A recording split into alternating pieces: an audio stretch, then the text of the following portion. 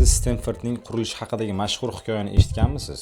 Go'yoki Leland va Jane Stanfordlar Garvard prezidentining oldiga borishgan, chunki Stanford Junior ularning farzandlari Garvardda o'qigan, lekin prezident ularni juda oddiy kiyingani uchun mensimay rad etgan. Ular esa jahli chiqib, unda o'z universitetimizni qurib qo'ya qolamiz deganmish. Ammo men o'zim Stanford talabasi sifatida bu haqida research qilganimda bu shunchaki odamlar o'ylab topgan, bo'rttirilgan hikoya ekanligini bilib oldim. Haqiqiy hikoya esa aslida fojiali va farzand dog'i ustiga qurilgan. 1884-yilda Stanfordlar oilasi o'zining yagona o'g'li 15 yoshli Stanford Juniorni kasalligi tufayli yo'qotishadi, ya'ni vafot etadi. Ular uning xotirasiga bag'ishlab o'sha mashhur Stanford universitetiga asos solishadi. Qizig'i shundaki, ular Garvard prezidentidan qasos olish u yoqda tursin, aksincha undan qanday qilib yangi universitet qurish bo'yicha maslahat olishgan. Demak, Stanford qasosdan emas, balki farzand dog'i ortiga, mehr-muhabbatdan bunyod bo'lgan universitetdir. Siz bu haqda bilarmidingiz?